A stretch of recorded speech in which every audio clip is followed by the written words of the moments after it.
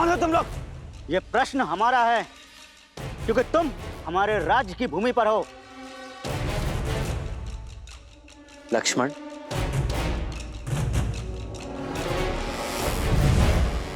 मैं अयोध्यापति महाराज दशरथ का पुत्र राम हूं। दशरथ नंदन राम स्वयं पधारे हैं। ये तो उत्सव का पल है। उनके पांव के स्पर्श से देवी अहिल्या मुक्त हुई। उनके प्रवेश से हमारी धरा भी पावन हो गई। शीघ्र चलो।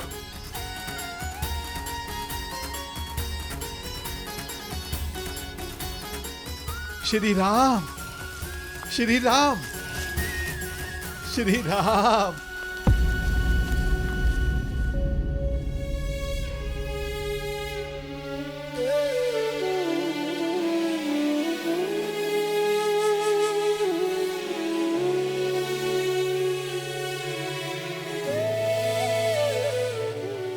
कैसा अनर्थ है। अयोध्या का श्रृंगार सन्यासी का भगवा वस्त्र धारण किए हुए। क्या ये वलकल धारण करने से मैं आपका अतिथि नहीं रहा निषाद-राज? अतिथि तो आकर लौट जाते। आप तो हमरे ही यहां हृदय में बसे हैं कुमार राम। यदि आपने मुझे हृदय में बसाया है तो आपका स्थान भी हृदय के पास ही है।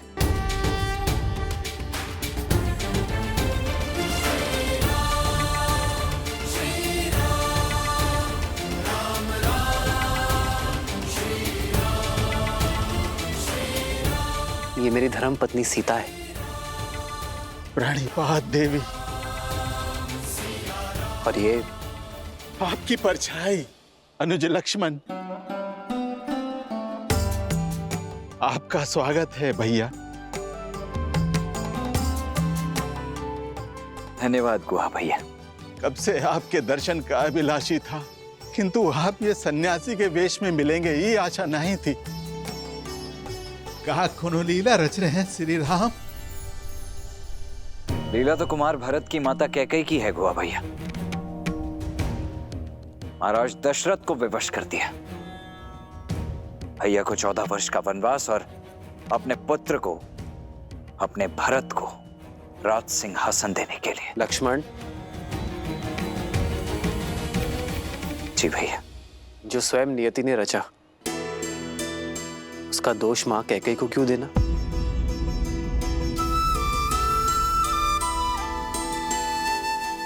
ये चयन मेरा था। आपके यहाँ आने के इस चयन से हम सब भी धन्य हो गए। अब हमको आप सबका सेवा करने का मौका मिलेगा। आप अपना 14 बरस का वनवास यही बिताइए। ये राज्य, ये निषाद राज गुहा, सब कुछ आप ही का तो है श्री राम। आपके प्रेम और स्नेह ने मुझे अभिभूत कर दिया है, किंतु वचन के अनुसार ये 14 वर्ष का वनवास मुझे वन वन भटकते हुए बिताना है, किसी राज्य या नागरिक के यहाँ नहीं। किंतु कैसे श्री राम? ये स्थान जितना सुंदर और मनमोहक है उतना ही भयानक है। कदाचित आपने सुना नहीं, भय के लिए भयंकर है। हम अवध के रुद्र हैं, हम शंकर हैं। तो फिर ये गुहा को अपना नंदी बना लीजिए। आपको मार्ग दिखाते दिखाते हम भी सद्मार्ग पर चल लेंगे। व्यक्ति का कर्मफल, उसके चयन का परिणाम उसे स्वयं भोगना पड़ता है। कर्तव्य के इस पथ पर हमें अकेले ही चलना होगा। तब श्री राम हमें भी तो कोनो सेवा का अवसर दीजिए। आज रात्रि हम यही इसी वृक्ष के नीचे विश्राम करेंगे। कल सवेरे यदि आप गंगा पार कराने का प्रबंध करा सके तो बहुत कृपा होगी। जो आज्ञा।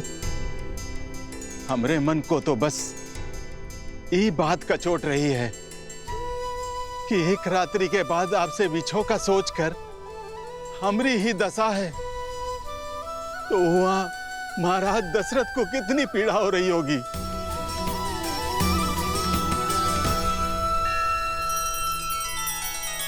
श्री रामचंद्र कृपालु भजु मन हरण भव भय दारुणम नव कंज लोचन कंज मुख कर कंज पद कंजारुणम।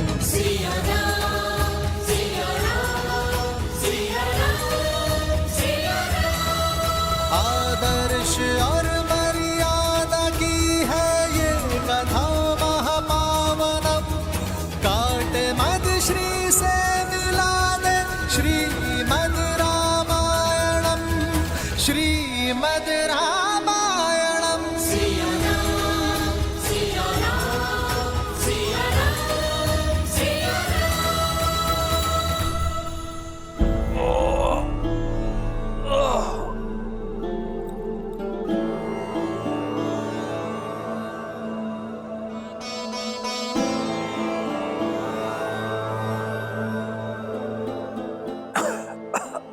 मैं हर संभव उपचार कर चुका हूं, परंतु मन की शांति तो महाराज को स्वयं मन में ही खोजनी होगी।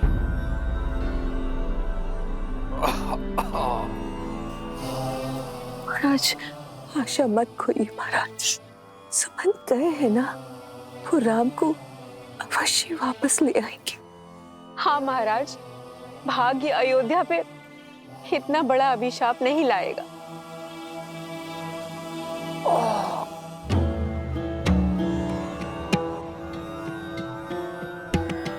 आचार्य जी, अब आप ही इन्हें समझाइए। महाराज, यह समय नियति से लड़ने का नहीं है, उसे स्वीकार करने का है। विश्वास रखिए, अंत में सब शुभ होगा।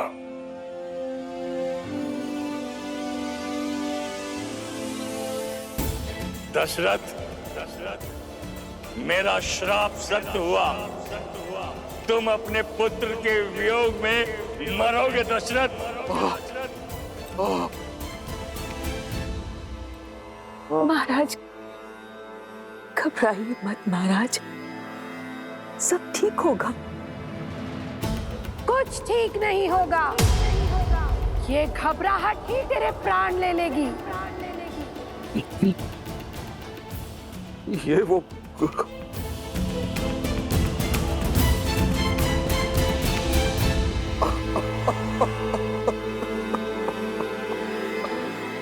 मेरा अंत समय अब निकट है, नहीं आएगा मेरा राम।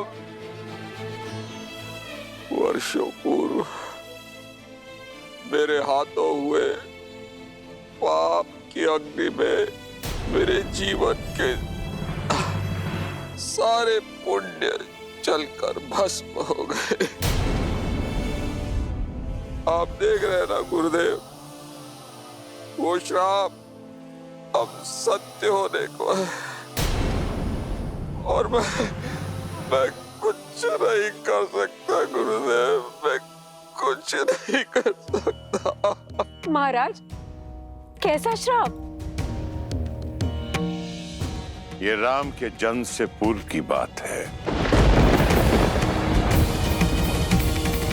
शब्द भेद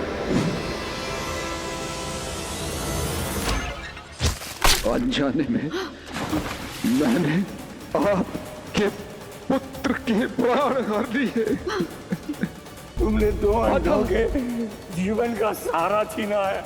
अपने धर्म रक्षक पुत्र के वियोग में तरस तरस कर मरोगे तुम। ये बूढ़े दुखी पिता का श्राप है, श्राप है।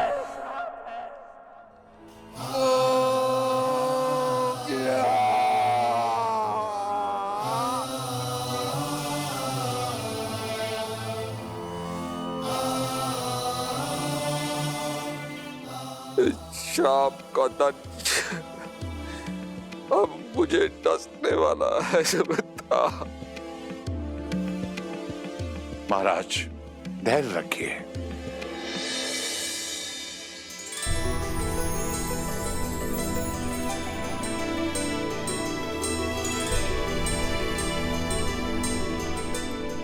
हर अंधकार के भीतर आने वाले प्रकाश की एक किरण छुपी होती है। आशा रखिए आप मारे, मत भूलिए कि वो श्राप आपके लिए वरदान बन गया।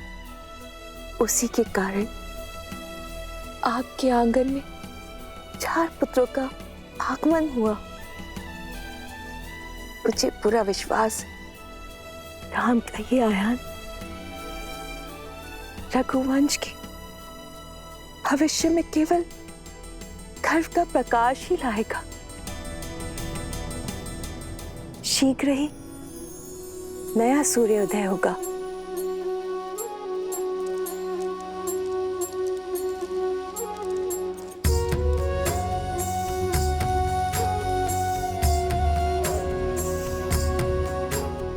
एक नया आरंभ, एक नई कथा।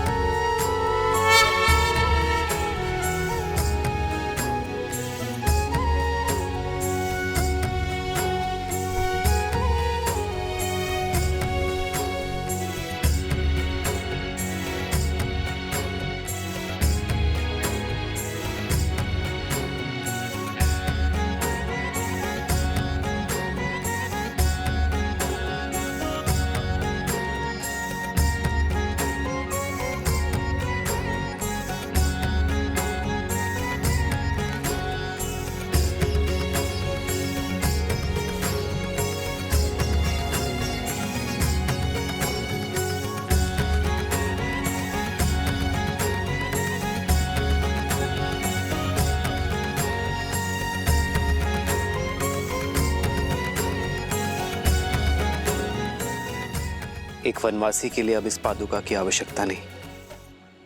दीजिए भैया।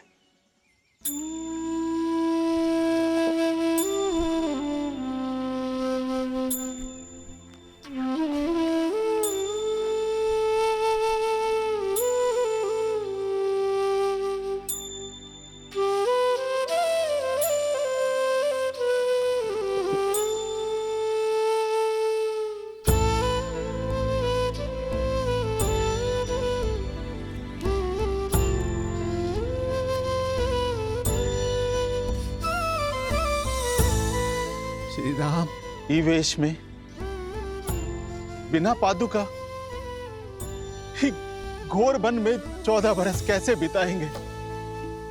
हमरा तो ये विचार से मन बैठा जा रहा है। हमने केवल वस्त्र ही नहीं, अपनी संपूर्ण जीवन शैली, अपने जीवन का मार्ग भी बदल लिया है निषाद राज। यही वरदान है हमें। राजकुमार तो साधारण जन से घुल मिल नहीं पाते, किंतु अब हम साधारण प्रजा की भांति सबके साथ घुल मिलकर जीवन का सत्य खोजेंगे। एक वनवासी का जीवन जीकर पिताश्री का वचन निभाएंगे।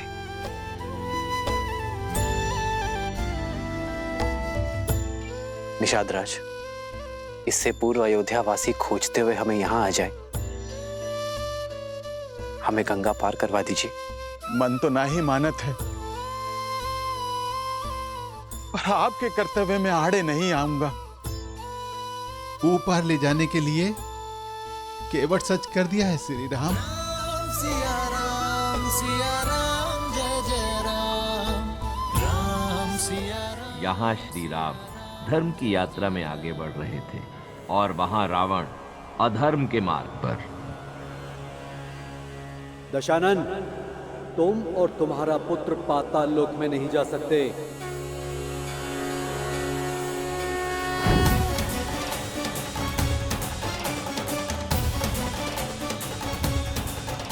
प्रणाम वरुण देव। ये निर्णय लेने का अधिकार तुम्हारा नहीं है वरुण देव।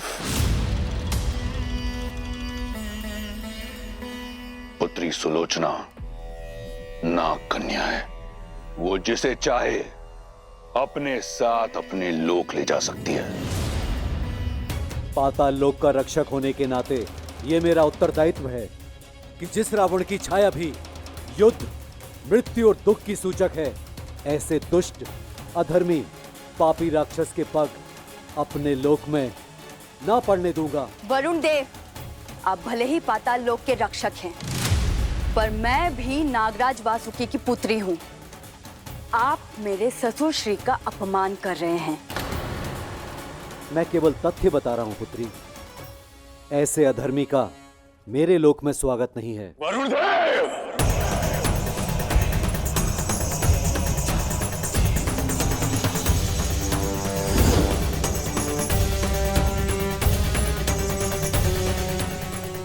प्रतीत होता है कि अपने पिता के स्वाभिमान का द्वंद मुझे पाताल लोक के द्वार से ही आरंभ करना होगा। अपने दायित्व पूर्ति के लिए यदि युद्ध का स्वागत भी करना हो तो मैं सज्ज हूं।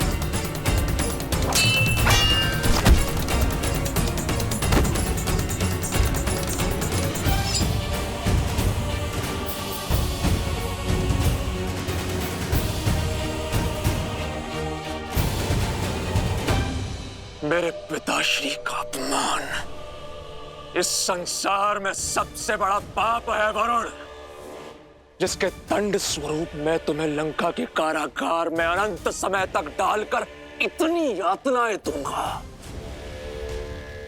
कि तुम अभी इसी क्षण दशानन से अपनी मृत्यु मांगोगे। मेघनाद, अद्भुत। मुझे गर्व है तुम पर पुत्र। युद्ध हुआ है तो उसके नियम का पालन भी होगा। यदि कोई वीर अपने शत्रु को परास्त कर जीवन दान दे दे तो हारने वाले का धर्म है कि वो विजेता की हर बात माने, क्योंकि जिसने जीवन दान दिया जीवन उसका हुआ, है ना वरुण देव? तो नियमानुसार तुम हमें पाताल लोक जाने से रोकोगे नहीं, और धर्म अनुसार तुम इस पापी अधर्मी राक्षस की लंका जो चारों ओर जल से घिरी हुई है उसकी रक्षा करोगे। कोई भी शत्रु लंका में प्रवेश ना कर सके। पुत्री सुलोचना, ले चलो हमें पाताल लोक। विद्युत जीवा के अध्याय का अंत करने का समय आ गया है।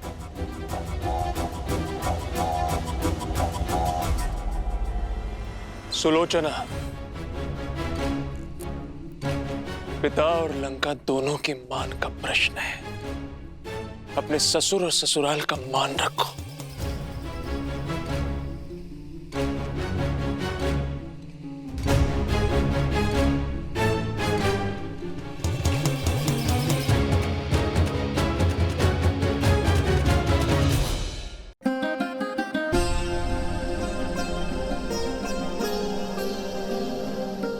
अब तक के सहयोग के लिए धन्यवाद अमात्य। अब आप अयोध्या लौट जाइए। यह आज्ञा मत दीजिए कुमारा। वनवास का प्रतीक पूर्ण हुआ। 14 प्रहर बीत गए, मानो 14 वर्ष बीत गए। लौट चलिए मेरे साथ। महाराज की भी यही इच्छा है। जब मार्ग सत्य का हो तो भेद नहीं खोजे जाते अमात्य। रघुकुल की रीत तोड़कर मैं अपने पिताश्री के पास तो लौट जाऊंगा, किंतु अपने पुरखों को मुख कैसे दिखाऊंगा? देवी सीता, आप तो हट त्यागी, महाराज की आशा है, मैं कम से कम आपको लेकर ही लौटूं। जो आशा अधर्म का आधार बने वो शुभ फल नहीं लाती अमात्या। और मेरा धर्म तो सप्तपदी के साथ ही श्री राम के धर्म से जुड़ गया था। अब आप ही बताइए, मैं एक धर्म छोड़कर दूसरा धर्म कैसे निभाऊं? मैं जानती हूँ पिताश्री आहत हैं, पर उन्हें अपनी पुत्र वधू पर गर्व भी होगा, जो अपने संबंध की लाज रखने के लिए मन की वासी बनने के लिए भी सच है। अयोध्या के पुत्रवधू के साथ ये व्यवहार उचित नहीं है, समझाइए ना इन्हें। धर्म के पद का नियम है अमात्य। पहला पग कठिन होता है, उसके बाद सब सुगम। और जो एक बार इस पद पर आगे बढ़ गया वो फिर पीछे नहीं मुड़ता। यही कर्तव्य निष्ठा है अमात्य, यही धर्म परायणता है। मैं चाहूं तो भी सीता और लक्ष्मण को जाने से नहीं रोक सकता। मेरे पिताश्री और तीनों माताओं का उत्तरदायित्व अब आपका हुआ, और अयोध्या के भावी राजा मेरे प्रिय भरत को ढेर सारा आशीर्वाद और प्रेम अवश्य दीजिएगा अमात्य। जो आज्ञा कुमार।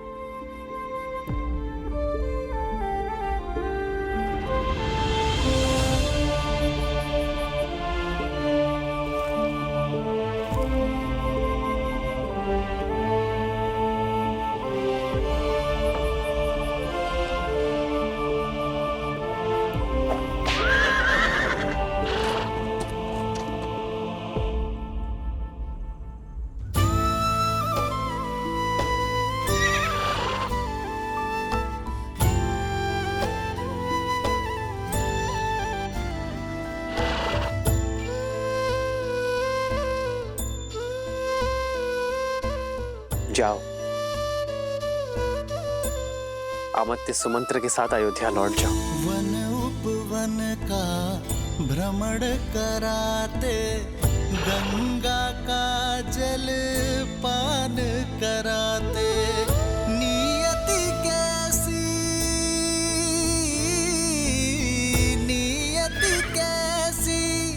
विपदा लाई, नियति कैसी विपदा लाई। राम सिया राम जय जय राम, राम सिया